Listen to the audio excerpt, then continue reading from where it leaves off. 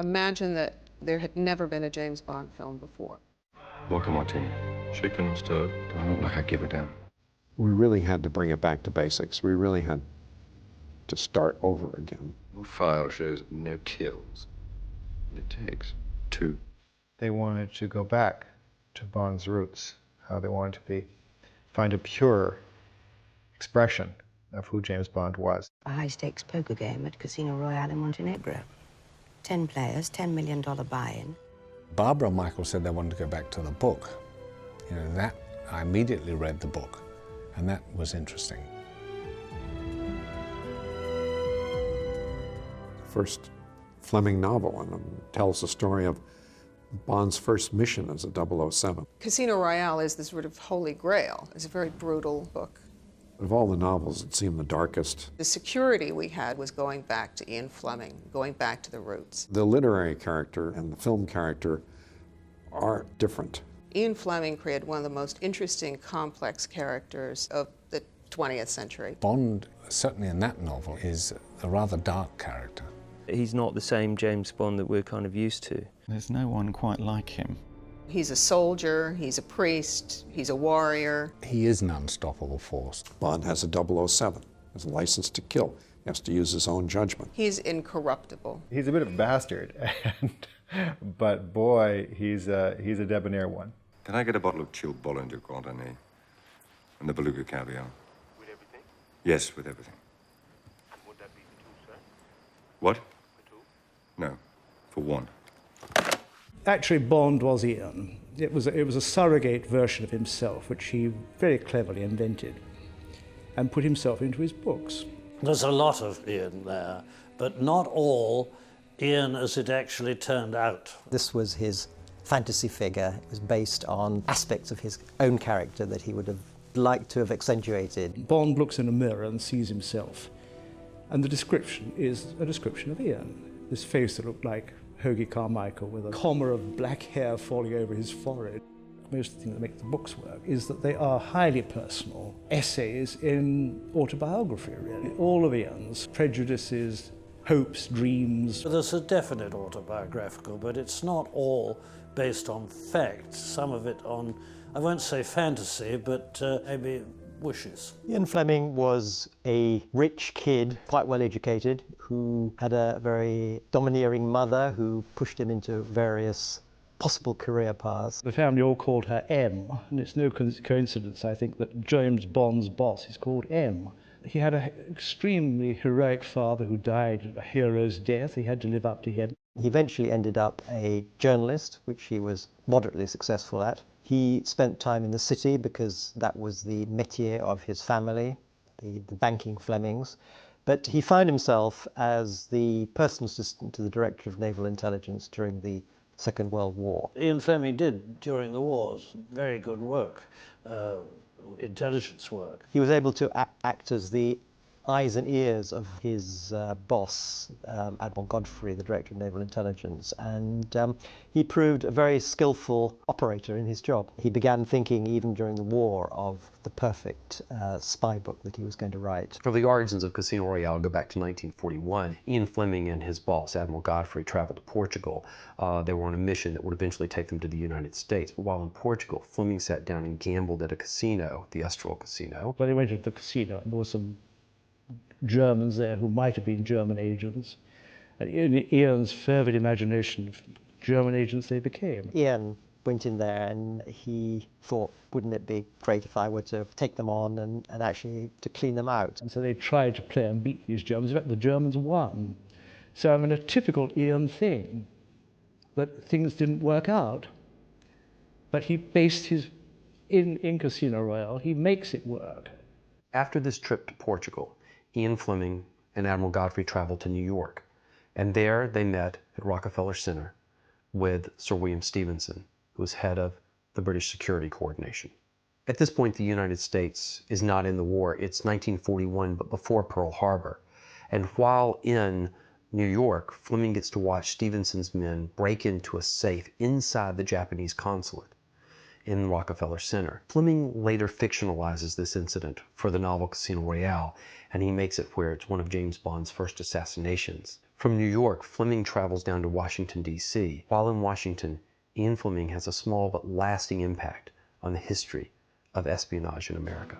So in June 1941, you have Ian Fleming sitting down with William J. Donovan, who would become the head of the OSS, Office of Strategic Services, and hashing out the political parameters and realities of coming up with an intelligence service here in the States. The memo that Fleming drafted actually set the stage for America's involvement in a formalized intelligence arena. Donovan so respected what Ian Fleming had incorporated into this draft memorandum that they ended up sending to FDR that he presented Fleming with a special keepsake pistol, and he had engraved on it, "For special services." The war for Ian was wonderful.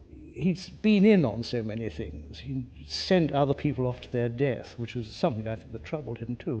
Ian managed to establish something called the 30 Assault Unit, or 30 AU, and the idea of what these men did was to be trained intelligence gathering officers who happened to be commando trade, special ops. They would go in with the frontline troops, and before the boys started planning the detonation devices, Ian's boys would go in and start ransacking the place looking for things that had anything in the way of an intelligence value attached to it, a map, codes, keys to codes, all sorts of things like that. It was a bonanza. It really proved itself, this 30 AU, in Sicily, and then again in Italy. And then come time for making plans for D-Day, they actually factored the 30 AU into D-Day operational planning. I think it started out with something like 40 or 60 men and grew to 450. That's how good it was.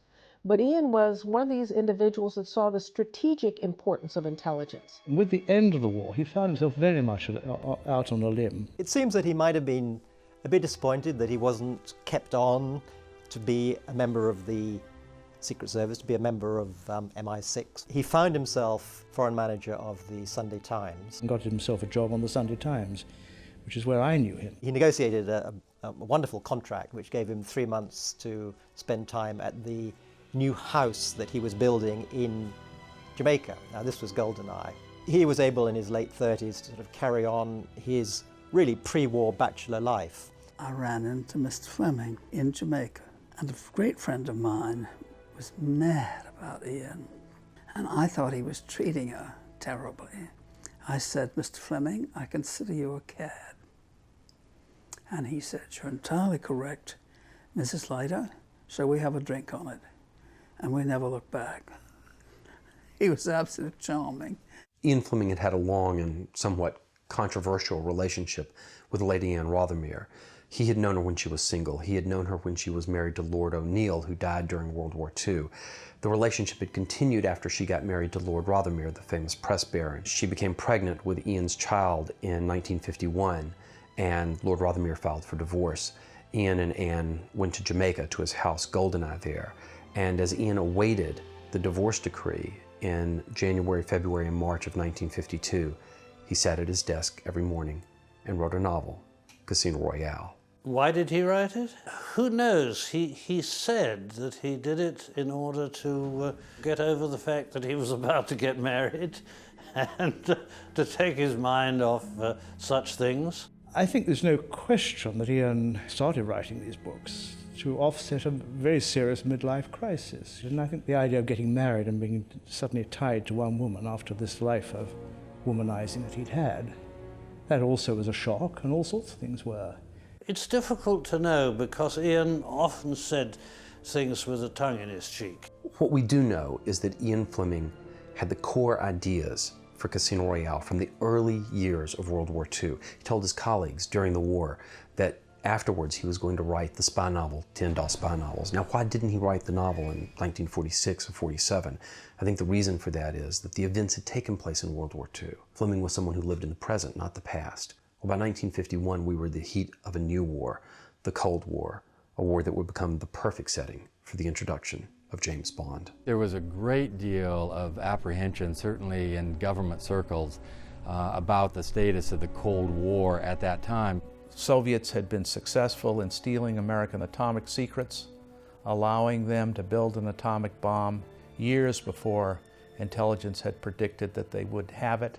the Allies, and especially the United States, had disarmed themselves. They literally blew up planes on the tarmacs. They scuttled ships. They had downsized the army from over 12 million men in uniform to just a few 100,000 men in uniform.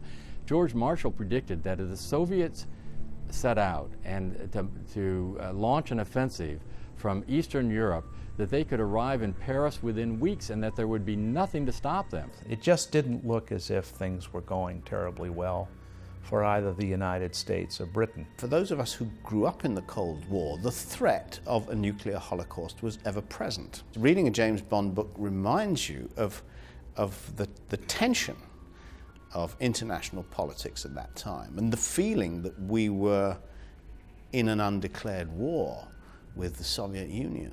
The theme of Casino Royale is treachery. What drives people to treachery? What are the consequences of it? There was a cataclysmic event in the lives of people like Ian Fleming in May 1951 when two top British diplomats, Guy Burgess and Donald Maclean, defected to the Soviet Union. There was a group of students at Cambridge University in the 1930s who, most of whom were recruited by the Soviets while they were students or shortly thereafter to work for Soviet intelligence. The first two to have defected to Moscow, most famously, were Donald Maclean and Guy Burgess, who had been at Cambridge at the same time. There was a great deal of resistance in British circles, certainly intelligence, Foreign Office, elsewhere, to the whole notion that some of theirs were spies. And I think that part of what was so difficult for the British to accept, as one security official told me years later, he said, you know, my file on people was what we called the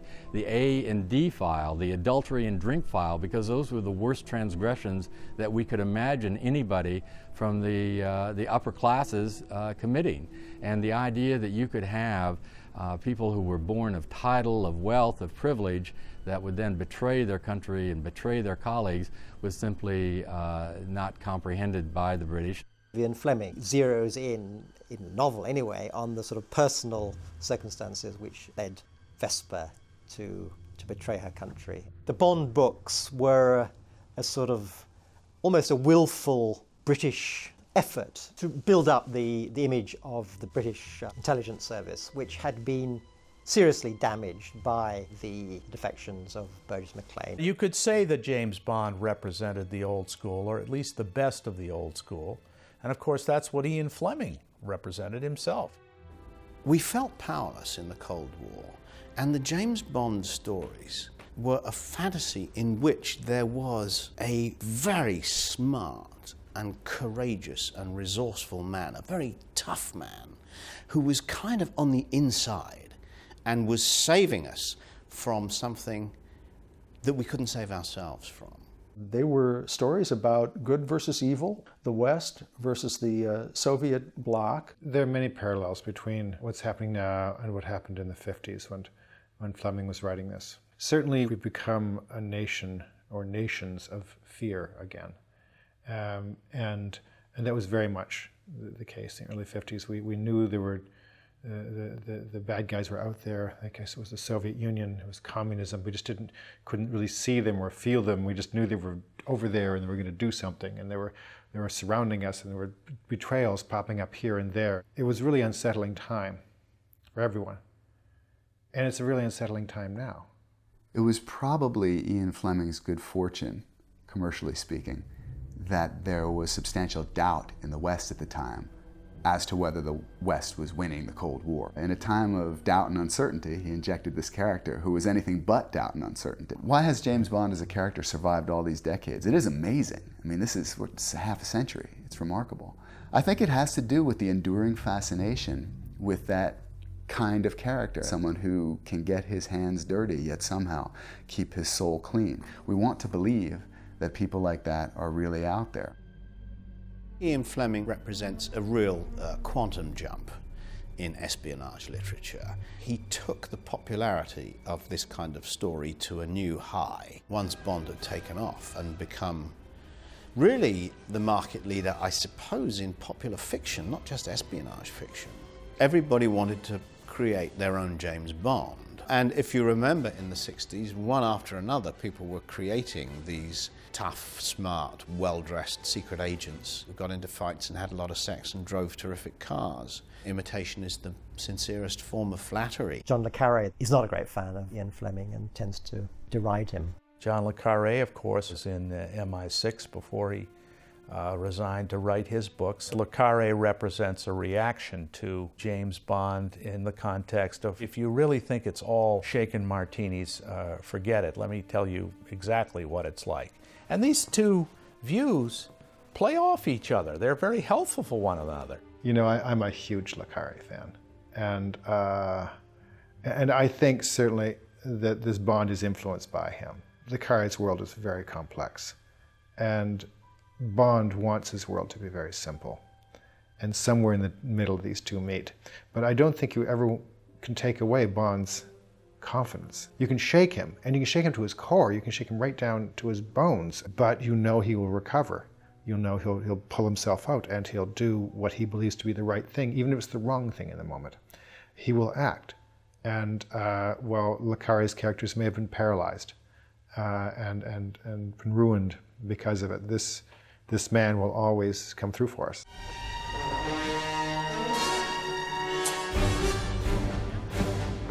James, get the girl out. The issue of getting Bond to see the big picture, I think, pops up a couple of times in the film. You're supposed to display some kind of judgment. I did. I thought that one less bomb maker in the world would be a good thing. Exactly. One bomb maker. We're trying to find out how an entire network of terrorist groups is financed, and you give us one bomb maker. Hardly the big picture, wouldn't you say? When he's being tortured. Because if you kill me, there'll be nowhere else to hide. But you are so wrong! Because even after I slaughtered you and your little girlfriend, your people would still welcome me with open arms. Because they need what I know. The big picture. I very much like the character of Le Chiffre. The fact that he was a smaller character in a larger machine really did come from the book. Tell them I'll get the money. Money isn't as valuable to our organization as knowing who to trust.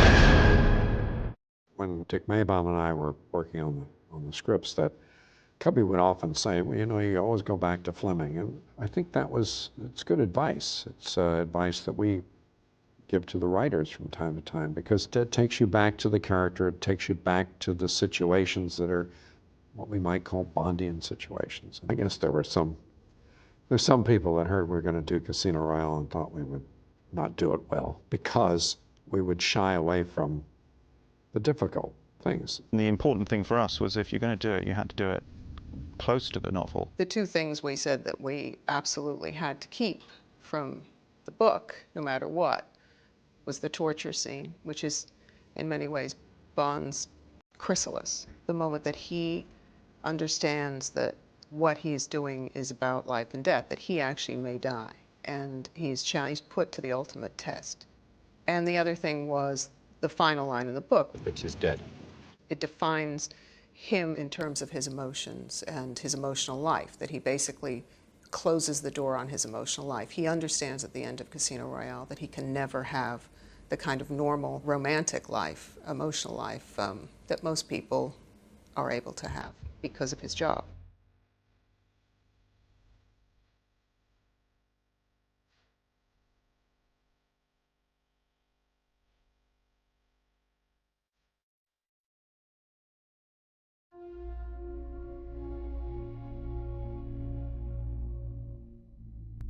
The idea is that he has now got his quest. Hello? Mr. White? We need to talk. It is to go after the hand that holds the whip and the force that makes people spy. Who is this? He wants to go up the ladder of command and get to the hand that holds the gun and the whip.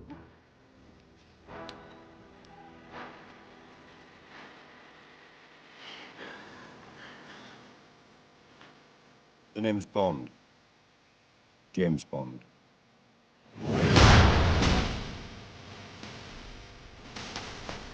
You had the betrayals of the Cambridge spies in 51, and that shook people, just because these were people who looked like us, who were villains. That's really unsettling. Much easier to carve out, people with black hats, with white hats. But how untrue it is. And I think that was the world that Fleming was dealing with. There was a need for simplicity, and yet, so he wrote a simple character, but a very complex one at the same time. And that's the beauty of Bond. The concept of a hero going out on a quest to defeat evil and resolving that story for good or for bad, that is a universal human experience.